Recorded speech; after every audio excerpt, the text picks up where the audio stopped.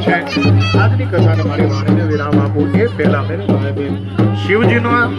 જાનનું એક પદ આપણે કહી ત્યાં સુધીમાં વરરાજાને પહોંચી અને અહીંયા સુંદર મજાના એકબીજાના હારતોરા અને ચાર ફેરા આવી આવી તેજ ભરી જાન શિવજી પરણે છે આવી આવી તેજ ભરી